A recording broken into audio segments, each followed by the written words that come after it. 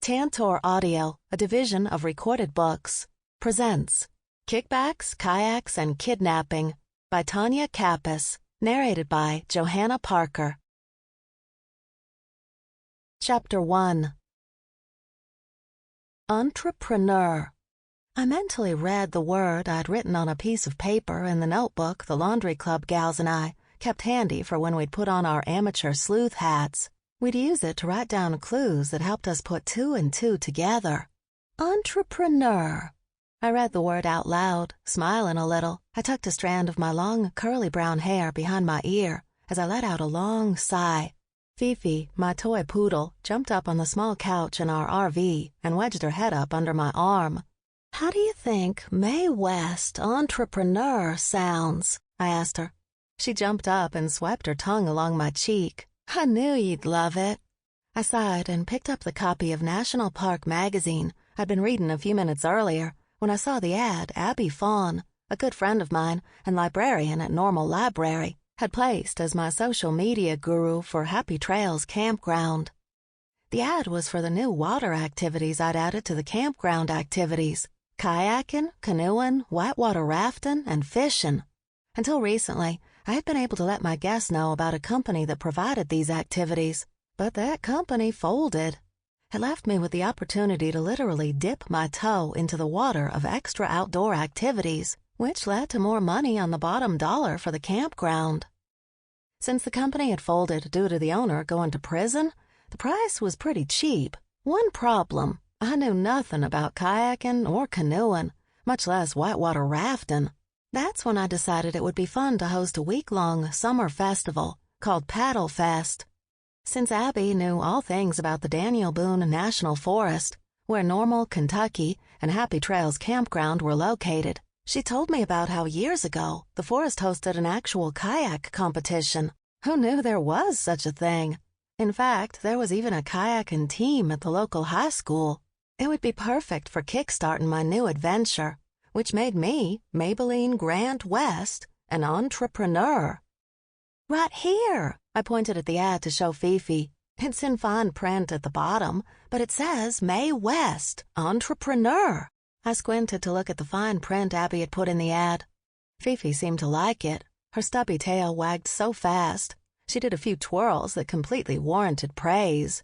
After all, she had been a pedigreed show poodle until she crossed to the wrong side of the campground, where Ethel kept Roscoe, her male pug, off-leash.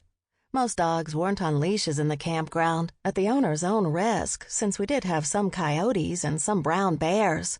So I, too, was at fault for letting Fifi run around when I had only been babysitting her. It was only at night that I would put her on a leash. To say it nicely, Fifi had gotten pregnant, and it was her ticket to freedom from performing all those tricks. Plus, her owner had only used Fifi for the pedigree and saw to it that I take responsibility for the chaos I'd caused by taking Fifi off her hands. Life-changing for me and Fifi. Keeping her had been the best decision I'd ever made. Well, that and the decision I'd made not to sell the campground, making Normal my new home, and living in an RV. Talk about life-changing. All my adult life, I'd lived in New York City after I escaped the foster care system in Kentucky. It wasn't until I met and married one of the wealthiest and oldest businessmen in the stock market, who just so happened to go to federal prison, causing me to lose my Manhattan apartment and our Hamptons home, did I find out I was the owner of Happy Trails Campground. I'd spent the last few years bringing it and the tourism of Normal back to life, making me the entrepreneur. I think the creak of the metal camper step up to my door told me someone was about to knock before their fist made contact with the metal around the screen door. "Mae, you in there?" Dottie Swaggart's face was barely visible through the screen, but her hot pink hair curlers practically glowed in the darkness of the night. It was her deep southern drawl that told me it was her. "Come on in." I slid the magazine over the notebook just as she swung open the door. Fifi jumped off the couch and happily greeted one of her favorite people.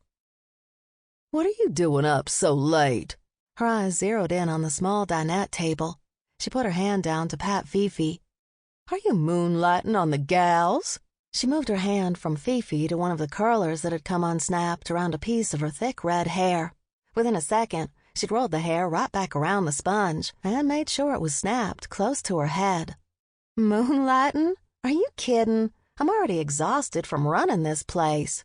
I showed her the magazine. Happy's ad came out for the locals to enter the kayak competition this week, and I can't wait.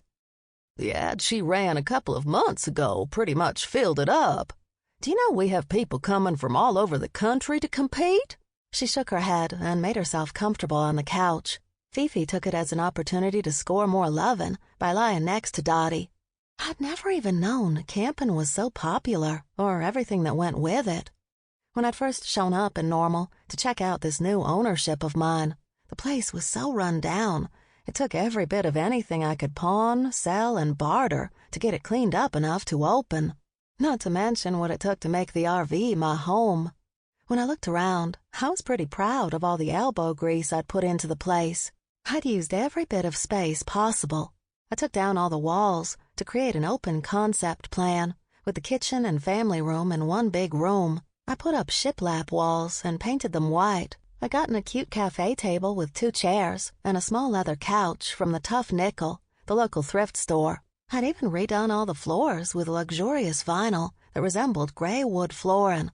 The kitchen cabinets and all the storage cabinets were white. I'd transformed my little camper into a charming country farmhouse decor.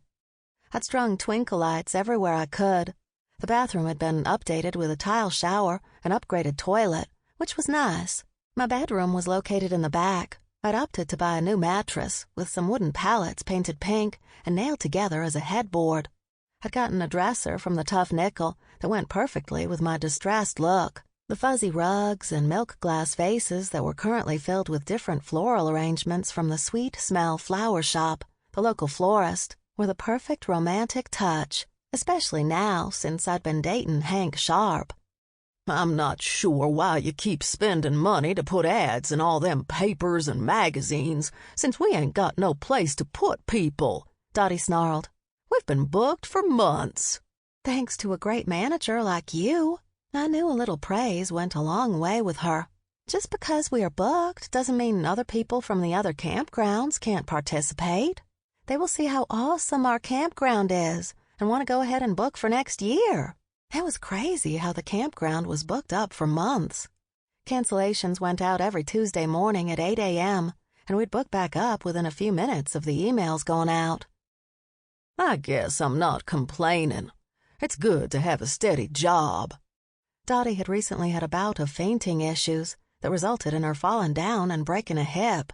She'd lived in a local rehab facility while she got back up on her feet, which made her none too happy. The laundry club gals, our small group of friends, and I took turns visiting her day in and day out, so Dottie didn't have to be alone. The laundry club gals were a big reason I'd decided to stay in Normal and make it my home. The laundry club was the name of the laundromat in Normal, where I had to do laundry when I first moved there, since the laundry room at the campground wasn't working. There, I'd met the owner, Bats Hager, along with Queenie French and Abby Fawn. They were all friends with Dottie, and it just so happened to be the place where all 4 of them hung out. Years later, we all still met there for book club, coffee, and social hour. Plus, there was a police scanner there. Talk about hours of entertainment. The National Park Rangers, along with the police department, got several crazy calls every night. Campers got themselves into some crazy situations. We loved meeting up at the laundry club and gathering around the scanner to see what was going to happen next. Sometimes we'd jump into Bets's old cleaning van and go see what all the commotion was about, especially when there was a death. It seemed a little morbid, but we did it anyway. That's where the notebook came in handy. There'd been a few murders in these parts. Since it was a national forest and park, people figured they could just hide a body out here and it would never be found. Somehow, one of the laundry club ladies or I would always discover or happen upon some sort of murder that put us in the thick of things, which was when we'd put clues in the notebook so we'd have them all in one place. I've been writing down ideas for the festival for next year in the notebook since we've not used it in a while. I set the magazine back down on the small cafe table and took a good look at Dottie. "Are you doing your physical therapy?" She grimaced when she moved, but she tried to hide it from me. I'm trying, but I still can't get good sleep with this new hip, she moaned and rubbed her side. You're just a couple of months out. I slipped on my flip-flops. Come on, I'll go a time or two around with you. I walked over to the couch and helped her up. It wasn't too late. I figured it to be around 10 or so, since right before she'd gotten here, the night had turned completely dark. During the summer, it was still light out until 9:30, which made the campground stay alive until around midnight. The smell of the campfires was carried on the light breeze as it came through the open windows of the RV. It was a good time to walk around the campground and say hello to our guests. I made sure we knew all of them by name when they arrived. I don't need to bother you with walking me around like an old lady, she grumbled and got to her feet. You are an old lady, I teased, and she smacked me away. We need to say goodnight to our guests. Remember? That's why we're in for the Campground Hospitality Award. It was an honor to be in the running for the award, with so many campgrounds in and around the national park. When I'd gotten word that we were up for it, along with 5 other campgrounds, I knew we had it in the bag. At least that's what I told myself, determined to win. There was a competitive streak in me that I'd never been able to tame. Oh, they did put up the banner late this evening. Dottie told me the National Park Committee had called to let us know they were placing banners at each campground. They had sent over the ballots for people, too. We need to make sure to distribute those tomorrow at the hospitality room. I made a mental note to grab those in the morning from the office, since it was my shift to open, and take them to the recreational room, where there was complimentary coffee from Trails Coffee and donuts from the Cookie Crumble Bakery. Both businesses were locally owned. I made sure when I opened the campground that I would feature local products and businesses, so if the guests liked them, they'd go visit the businesses and purchase. It was a foolproof business plan that had brought Normal back as a thriving community and got me the key to the city, which brought me back to the title entrepreneur. I couldn't help but swell up with pride when we stepped out of the RV and looked out across the lake in the middle of the campground, with all the campfires dancing under the dark night sky. We sure have come a long way, I told Dottie as we walked around the lake on the far side, near the bungalow section of Happy Trails. I guess I never figured we'd have all the bungalows filled as well as all the little campers. It was all that fixing up you've been doing, making them so popular with the young folks, old folks, and families. She pointed to the largest of the bungalows, where we could see right into the large window. The family who had rented it had planned their family vacation here. They were sitting inside around the large kitchen table, playing a board game. During the day, they'd been busy hiking all the trails that started in the campground. Tomorrow, they were going to go explore some of the hidden waterfalls. This one is still my favorite camper. I pointed to the small canned ham red camper that was a single. It was the cutest. It was very popular and always had a waiting list. I know. Dottie stopped and pulled out the cigarette case. She snapped it open and batted out one of her stogies. I'd really hoped she was going to break that habit when she was in the rehab center, but I now thought rehab had made it worse. Every time I'd go see her, she was having herself a big time, sitting outside with other residents, laughing and talking, and all of them smoking too. How y'all doing? Dottie asked a group of campers when we passed by another one of our campers they'd rented. She meandered over to their fire while I waited for Fifi to catch up to me on our small walk. That's mostly what we did at night when she was on the leash, but since there were so many people up and fires going, I knew it would be safe for her to walk around without worrying about a coyote snatching her up. There were a few people sitting on the dock that jutted out on the lake. The paddle boats were pulled up in their places, and Henry was locking them up. Henry Bryan was the handyman who had already worked there, just like Dottie, so it was natural to keep them both on staff. They were the only employees I had, and they were worth their weight in gold. Mae, this here is the state kayak champ, who is going to be trying out for the next Olympic team. Dottie's accent got stronger as the excitement grew in her voice. By the way the group of young people laughed, I could tell Dottie entertained them.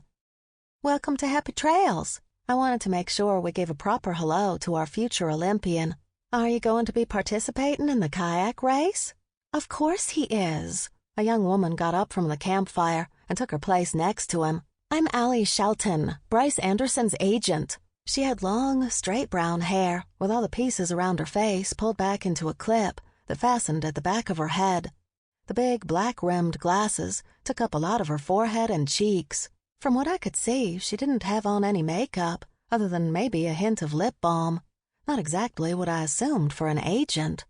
Not that people got all dolled up when they went camping, but in her case, renting one of my fanciest campers, I'd say she was glamping it. "Nice to meet you." I gave her a once-over as best I could, given it was dark out. By the way she held herself, I could tell she was also an entrepreneur, being an agent and all. "Bryce, we're honored to have you here." I made another mental note to look up kayaking, the Olympics, and Bryce when I made it into town tomorrow. "You are the owner of the campground?" Allie asked me. I nodded. "And you're the one putting on the kayak race, correct?" "I am. If there's anything you need, please just ask." There was no doubt in my mind she would take me up on my offer. "Oh, don't worry. Bryce gets whatever it is he wants." She glanced his way, but he'd already gone back to the campfire, where he was doing a couple of shots with a few of the others.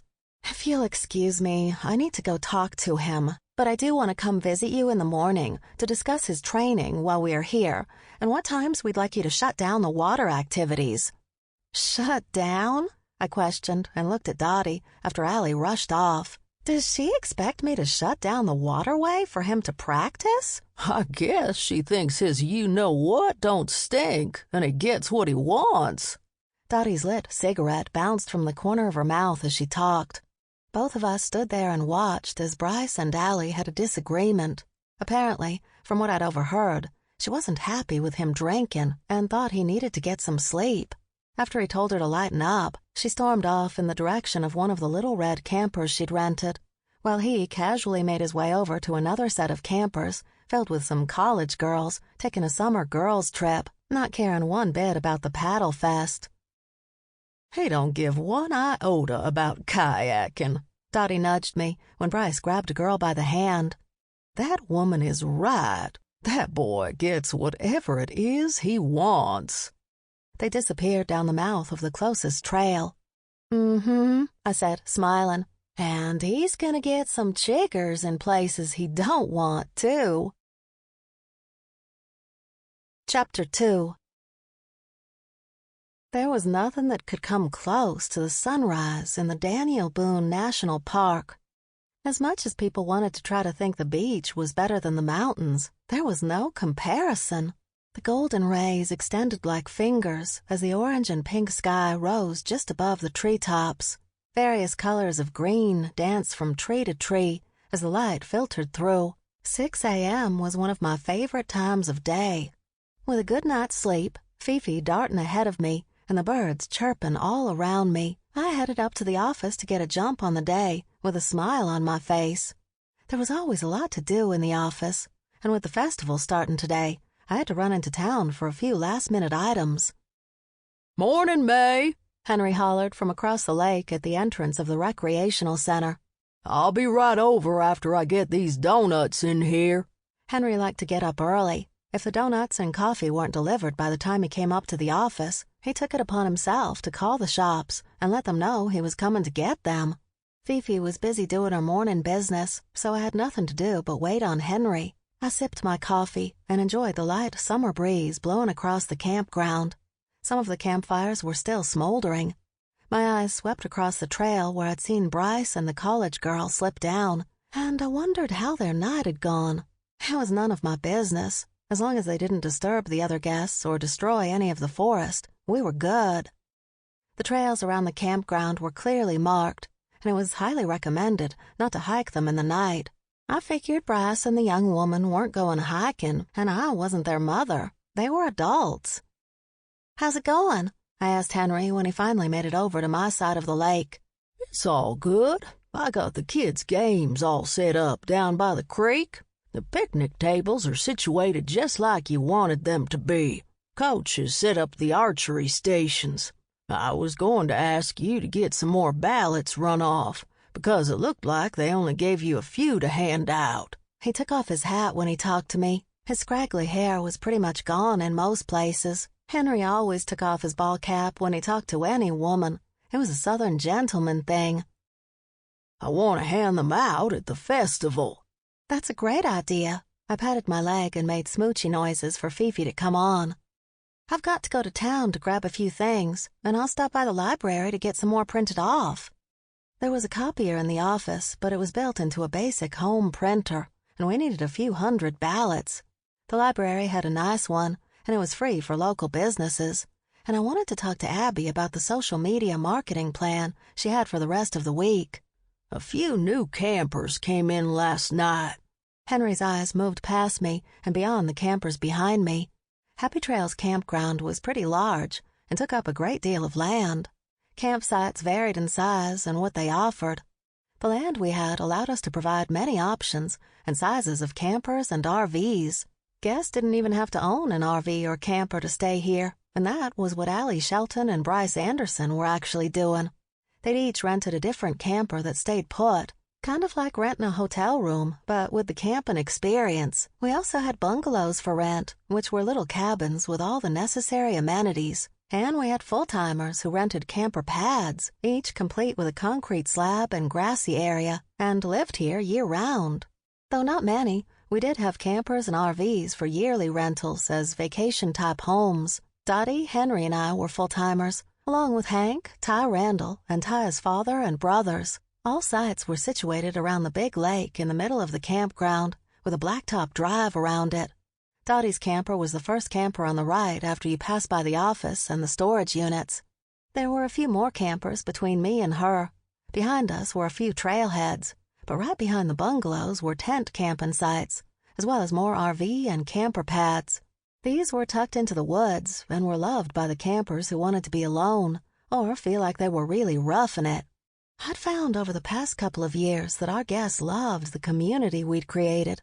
We had a nightly supper where each person could sign up to make one dish over a campfire, which would add up to be enough for the whole campground, and everyone would walk around with plates and eat together. It was a great way to get to know each other and really form a bond. I must have been passed out, I told Henry, because I normally heard every time someone came in late. I used my key to open the late arrivals container on the outside of the office, where the guests could check in after hours with a code that was emailed to them upon arrival, and noticed one was gone. Wooded lot? Henry asked, since he lived back near there.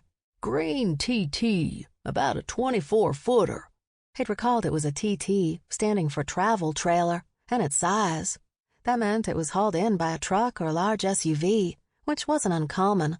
We had more TTs than RVs lately, with the boom in sales over the last year. I read the name of the person who checked in. Larry Bain. He's here for the race. I recall talking to him when he'd called to make a reservation. Plus, I'd been doing a lot of research on who was who in the kayak world. When he'd made the reservation, he'd asked me all sorts of questions about kayaking and water flow, which made me realize I needed a lot more knowledge about kayaking. During my research, Larry Bain's name had come up because his grandson was an up-and-coming kayaker. At that point, I knew I needed an expert of sorts, and that's when I knew I had to get Alvin Dieters involved.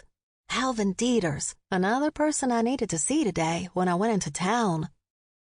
He sure was having a hard time backing in, Henry snickered. His big nose grew bigger when he gave me a smile so wide that it showed the hole where his two front teeth were missing. I was watching, too. Henry slowly nodded. I was prepared to help if I needed to. Morning, Maybelline. Bobby Ray Bonds, my foster brother, who lived full-time in one of the bungalows, hollered out the window of his beat-up old truck on his drive out of the campground. I gave a wave, as did Henry. Must be 6:30. I didn't need to look at the clock to know it was the same time every day that Bobby Ray left the campground to head into downtown Normal, where he worked at Grassel's Garage as the head mechanic. That means I've got to get to work. Be sure you get me them flyers, Henry reminded me as I unlocked the office door. And the electrical inspector gave us a pass on the new lights going down Red Fox Trail. Fifi ran in before I could flip the lights on. She ran over to the water bowl to get a drink, while I opened the window blinds to get a little bit of morning sunshine in before it got too hot. For it being the dead of summer, the forest trees did provide good shade, but the humidity was still a bummer during the later afternoon hours. That's when I'd take Fifi home so she could stay in the camper and rest. When I pulled up the blind behind Dottie's desk, I noticed Allie Shelton was talking to a man I didn't recognize. "That's good," I responded to Henry. It was like everything I'd planned to get the campground ready to be a host for Paddle Fest seemed to be coming together in the final hours. All the extra lights will be a bonus for everyone at night. There were already a few light posts that dotted Red Fox Trail, which led down to the rapids where the kayak competition would start for Paddle Fest. The kayakers would then keep going, passing many trails and other campgrounds in the Daniel Boone National Forest until they got to the end. All of us campground owners had planned and worked together, and we decided to host various activities for people of all ages to bring guests to our campground. I'd planned activities up into the night, so it was very important for me to get Red Fox Trail all lit up so no one got hurt, or worse, lost. It was easy to get lost on a trail. That was the #1 emergency call during the height of hiking season around here. Someone would report that a person had gotten lost or gone missing after they veered off a trail, taking them deeper into the forest where the forest rangers had to stage a rescue. I sure didn't want that to happen, at all. Henry told me all about the various activity stations he'd set up before I'd left my covers this morning, including target practice, sightseeing, bird-watching activities for children, children's kayak lessons, and many more. "I bet that's Larry," I said to Fifi under my breath as I looked out the window, but she didn't seem too interested. She was already lying down on the big pillow next to Dottie's desk, where she'd wait patiently for Dottie. Fifi knew Dottie would give her a treat if she waited long enough. Henry continued to talk, and I continued to watch Allie and the man I assumed to be Larry walking up to the office. So they wouldn't see me spying on them, I hurried over to the coffee maker, which Dottie had pre-filled the night before, and pressed the brew button. Dottie and I both loved coffee so much. We had an understanding that whoever closed had to get the coffee ready for the person opening the next day. The office door opened. "Good morning, y'all." I smiled and looked between the two people in the doorway. "I don't think we're going to have time," the man told Allie. "But we are here, and there seems to be nothing but time on our hands. Not much to do around here." Her hair and lack of makeup were the same as they'd been last night, but she was a spitfire, and I guess that's what you'd want in an agent. "Seems to me like you got plenty to keep your hands tied." The man gave a slight smile. "Last night, when me and Hunter pulled in, Bryce and some little woman were dancing around the campfire, naked." "Naked?" Allie and I both gasped at the same time. "Naked?" I said again, and slid my eyes to her.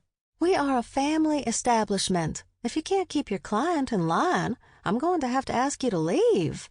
"Larry Bain, you are lying." Allie's hands fisted at her sides.